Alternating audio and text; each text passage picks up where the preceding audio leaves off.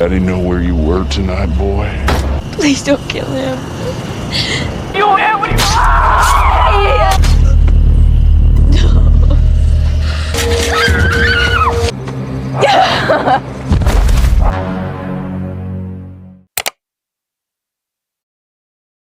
In the spring of 1946, a series of horrific murders were committed. Film inspired by the infamous Moonlight Murders. Film ini dibuka dengan kisah mengerikan tentang serangkaian pembunuhan brutal yang dilakukan oleh seorang penyerang bertopeng di Texarkana pada tahun 1946.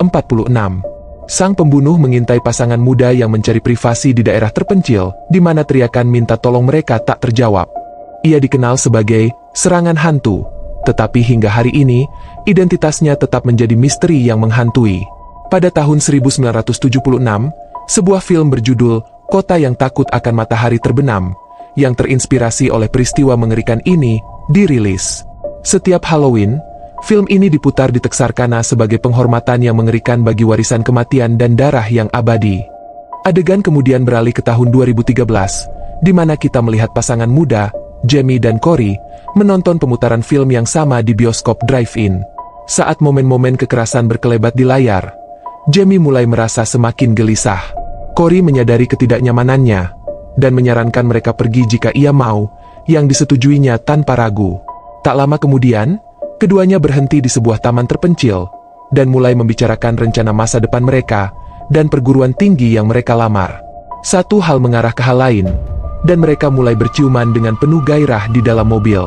Tiba-tiba, Jamie terkejut ketika dia melihat seseorang mengintai di semak-semak, menatap mereka dengan topeng kain menutupi wajahnya.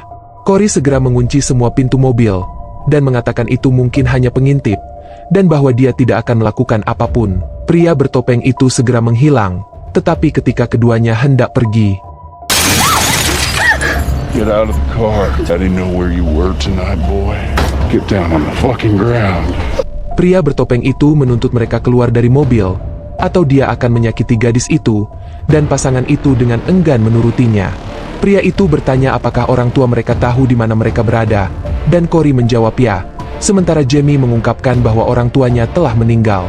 Pria bertopeng itu kemudian memerintahkan Corey untuk melepas celananya dan berbaring tengkurap di tanah. Anak laki-laki yang ketakutan itu menurutinya. Setelah itu pria bertopeng itu menuntut Jamie untuk berbalik. Di sini, Jamie segera menyadari bayangan pria bertopeng yang dengan brutal menusuk Corey dari belakang, yang membuatnya ngeri.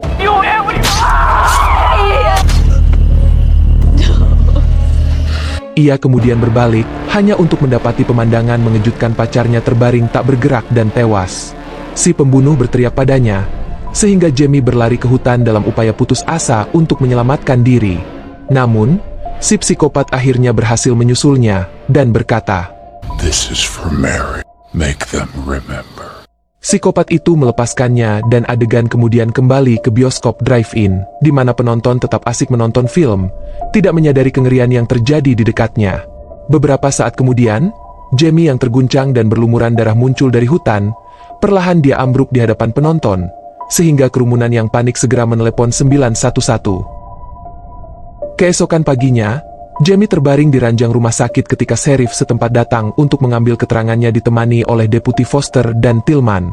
Jamie menjelaskan secara rinci kejadian mengerikan malam sebelumnya, sehingga serif menyarankan untuk menempatkan seorang petugas di luar rumahnya, yang kemudian disanggupi Foster.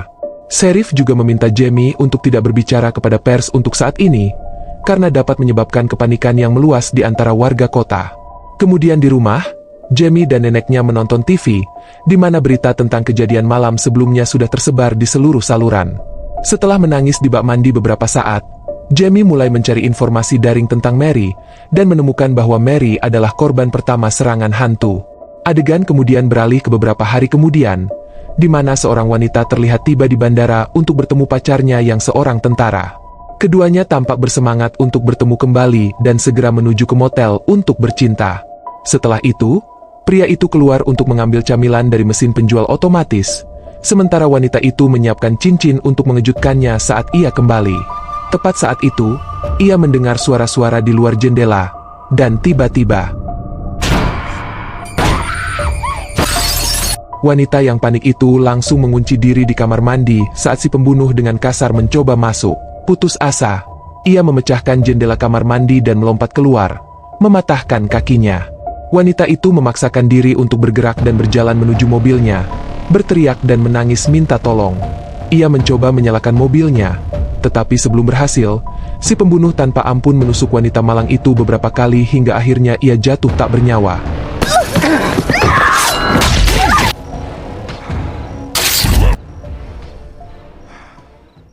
Sementara itu, Jamie yang sedang tidur di rumah tiba-tiba menerima telepon dari ponsel Corey, dan si pembunuh memperingatkannya bahwa ia akan melakukannya lagi dan lagi sampai ia membuat mereka ingat.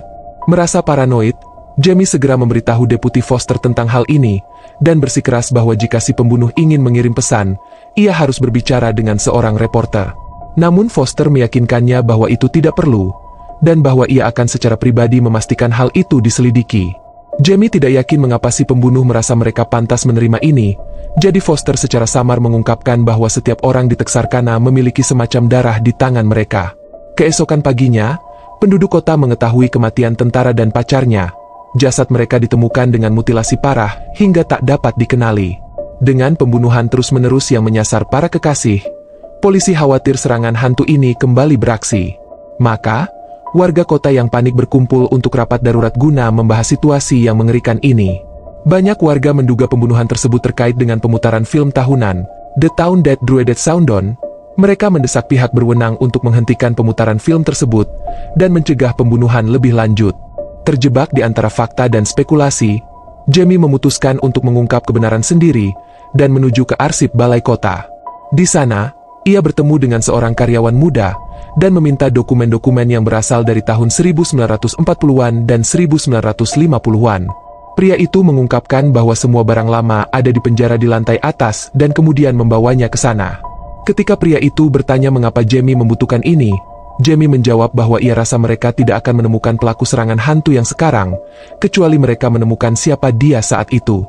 Tak lama kemudian, keduanya tiba di ruang arsip yang berisi semua catatan dari tahun 1945 hingga 1952. Anak laki-laki itu kemudian memperkenalkan dirinya sebagai Nick, dan mengungkapkan bahwa mereka bersekolah di SMA yang sama. Namun, Jamie tampaknya tidak mengenalinya dan hanya berterima kasih atas bantuannya.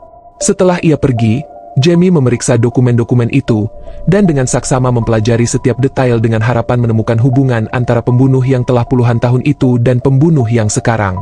Sekembalinya ke rumah, Jamie menemukan sepucuk surat yang ditujukan kepadanya, yang ternyata adalah surat penerimaan dari California State College.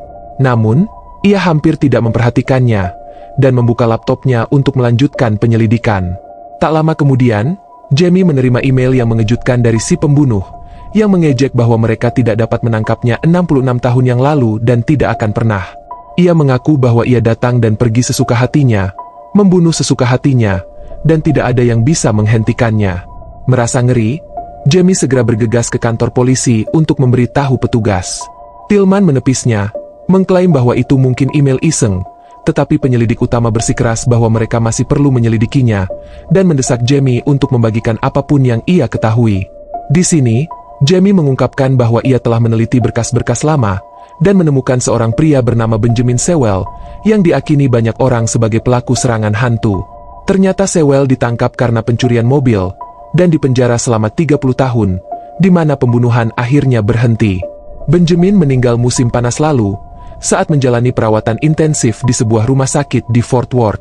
Jamie mengatakan ia berbicara dengan seorang perawat yang menyebutkan bahwa Benjamin sering dikunjungi oleh seorang pemuda yang diakini sebagai putranya. Ia berteori bahwa mungkin kematian ayahnya memicu sesuatu dalam diri putranya, mengantarnya ke sini dan menyelesaikan pekerjaan yang ditinggalkan ayahnya. Namun Tillman membalas dengan fakta mengejutkan bahwa putra Benjamin meninggal dalam perkelahian di bar 2 tahun lalu, membuat Jamie tercengang. Ketika pulang, Jamie terkejut mendapati Nick menunggunya. Ia memperkenalkan Nick kepada neneknya, dan Nick mengungkapkan bahwa ia membawa beberapa dokumen tambahan yang digunakan selama pembuatan film. Jamie memeriksa kertas-kertas itu dan dengan penasaran, bertanya mengapa Nick membantunya. Nick kemudian mengakui bahwa ia selalu ingin berbicara dengannya saat masih sekolah, tetapi tidak pernah menyangka akan berhasil.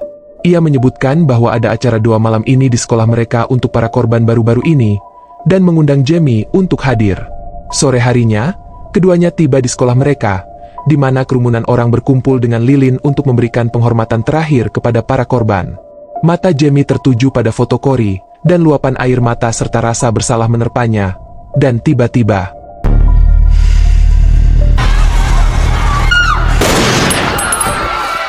seorang pria bertopeng muncul, tetapi sebelum ia sempat bergerak, seorang rekan prajurit yang tewas melepaskan tembakan dan membalas dendam untuk temannya. Jamie bergegas maju untuk merobek topeng pria itu, memperlihatkan seorang anak laki-laki muda yang tak dikenal di baliknya. No, I need to know! Tak jauh dari sana, dua musisi muda, Roy dan Johnny, meninggalkan sebuah restoran setelah menyelesaikan giliran kerja mereka. Mereka segera tiba di tempat rongsokan, tempat mereka memutuskan untuk bereksperimen dan bersenang-senang. Namun, mereka melihat pembunuh bertopeng. Jadi Johnny melompat keluar dari mobil dan melarikan diri sementara Roy mencoba melarikan diri tetapi malah menabrak. Johnny juga tidak bisa pergi jauh, karena pembunuh itu mengejarnya dan membuatnya pingsan. Beberapa saat kemudian, Roy terbangun, dan ngeri mendapati dirinya terikat dan tak berdaya. Di dekatnya, Johnny yang berlumuran darah merangkak mati-matian di tanah, tepat sebelum pembunuh itu menembaknya hingga tewas. Si psikopat kemudian mengikatkan pisau ke trombon, dan membunuh Roy dengan menusukkannya berulang kali ke tubuhnya, secara akurat menirukan adegan mengerikan dari film terkenal itu.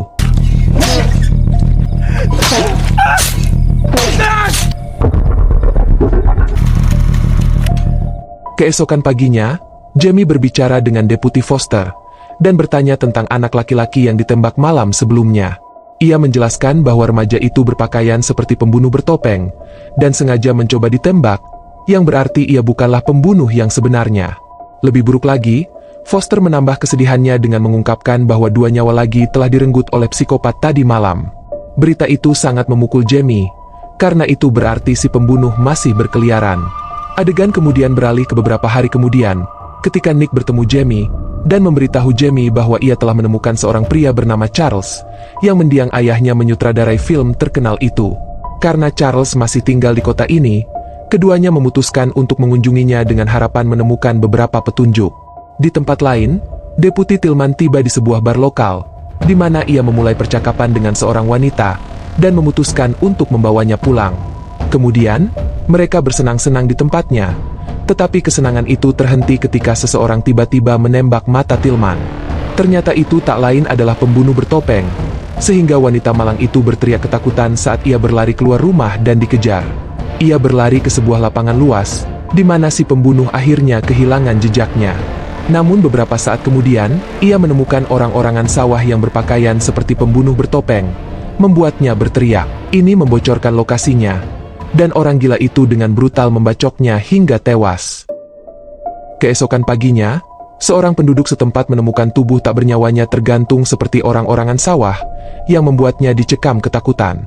Di sisi lain, Nick dan Jamie bertemu Charles, yang mengungkapkan bahwa Benjamin bukanlah pembunuh bertopeng, dan hanyalah kambing hitam untuk menutupi ketidakmampuan polisi. Ia kemudian bercerita tentang seorang pria bernama Hank McCready, yang ditemukan tewas di rel kereta api. Awalnya, polisi mengira Hank adalah pembunuh bertopeng yang telah bunuh diri. Namun, ketika istrinya bersikeras untuk melakukan otopsi, terungkap bahwa Hank telah ditikam beberapa kali. Ternyata nama istrinya adalah Mary, yang membuat Jamie tercengang. Charles pun berteori bahwa Hank adalah korban terakhir pembunuh bertopeng, sebagai ucapan selamat tinggal terakhir sebelum ia pindah ke California. Namun, polisi Arkansas tetap menjebak Hank sebagai pembunuh bertopeng, sementara polisi Texas menjebak Benjamin. Hal ini membuat Mary putus asa, meyakini bahwa kota itu telah berbuat tidak adil kepada suaminya, dan memicu keinginannya untuk membalas dendam. Charles dengan yakin mengklaim bahwa pembunuh bertopeng saat ini adalah cucu Hank, yang masih hidup, dan sedang berusaha membalas dendam atas kesalahan yang dilakukan terhadap keluarganya. Ia mengungkapkan bahwa ia mengunjungi Mary sebelum Mary meninggal, dan Mary berbisik kepadanya bahwa cucunya akan membuat Texas membayar dosa-dosanya. Setelah mendengar ini, keduanya terkejut karena nama Hank tidak disebutkan dimanapun dalam dokumen tersebut. Nick mengira semua itu hanya bualan, tetapi Jamie yakin itu mungkin benar karena si pembunuh menyebut Mary saat terakhir kali bertemu dengannya. Sekembalinya ke rumah, Jamie mendapati neneknya kesal karena ternyata neneknya menemukan surat penerimaan kuliahnya. Ia khawatir Jamie menghancurkan hidupnya karena terlalu terlibat dalam investigasi serangan hantu. Si nenek pun mendesak Jamie untuk berkemas dan bersikeras bahwa mereka akan meninggalkan kota ini sebelum fajar. Kemudian, Nick mengetahui bahwa Jamie akan meninggalkan kota dan segera datang menemuinya. Mereka memutuskan untuk membuat momen terakhir mereka tak terlupakan dan akhirnya bercinta malam itu. Setelah itu, mereka mengucapkan selamat tinggal yang tulus sebelum Nick melangkah keluar rumah. Tapi ia tak pergi jauh.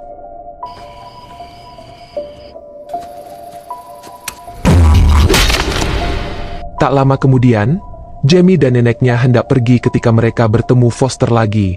Jamie menyerahkan berkas Hank dan menceritakan kisah tragis pria malang itu. Ia menduga cucunya mungkin adalah pembunuh saat ini, jadi Foster meyakinkannya bahwa ia akan menyelidiki masalah ini secara menyeluruh. Setelah itu, kedua wanita itu pergi, tetapi segera berhenti di sebuah pom bensin, tempat Jamie masuk untuk membeli kopi, sementara neneknya tetap di dalam mobil. Namun, saat membayar di kasir, Jamie tiba-tiba mendengar suara tembakan di luar. Jantungnya berdebar kencang saat ia menemukan seorang pria tua tergeletak tak bernyawa di genangan darah. Lebih parah lagi, neneknya terluka parah dan hampir tak bisa bertahan hidup. Jamie berteriak putus asa minta tolong, tetapi ketika kasir bergegas menolong, ia juga langsung tertembak. Sadar akan bahaya yang mengancam, Jamie melesat pergi dan menuju ke stasiun kereta api tua, tempat ia mempersenjatai diri dengan pistol. Si pembunuh mengejarnya, tetapi segera kehilangan jejak. Tiba-tiba, Jamie mendapat telepon dari nomor Corey yang membocorkan lokasinya. Gadis yang panik itu melompat keluar gedung dan berlari ke rel kereta api, di mana ia membeku ketakutan saat melihat tubuh Nick yang tak bernyawa, dengan tanda bertuliskan terlupakan. Gadis itu kemudian bergegas ke hutan dan menyeberangi danau, tetapi sebelum ia bisa keluar dari air, sebuah anak panah mengenai kakinya.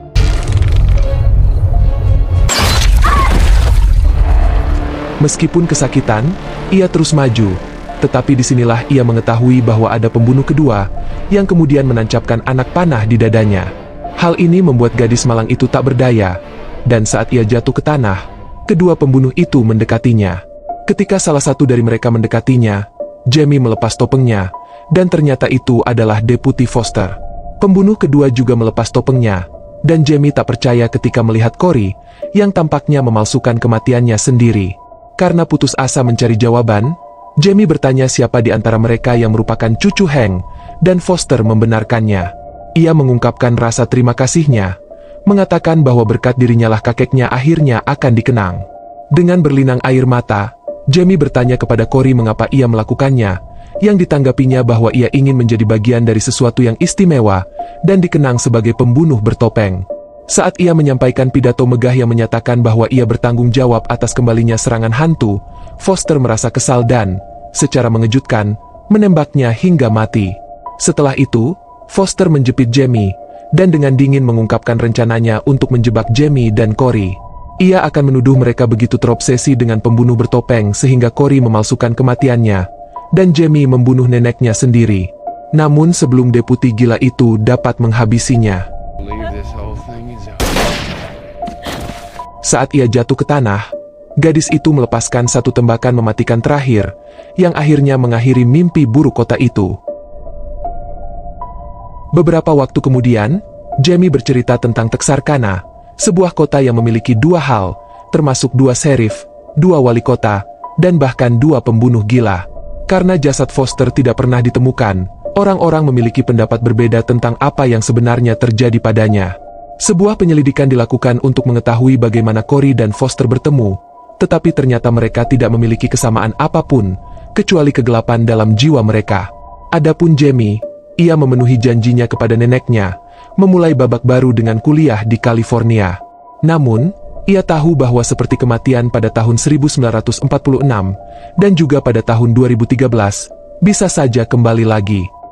Di akhir film, kita melihat Jamie meninggalkan kampusnya dan kembali ke rumah, tetapi bayangan pembunuh bertopeng terlihat membayangi di belakangnya, menyiratkan bahwa ancaman itu masih jauh dari selesai.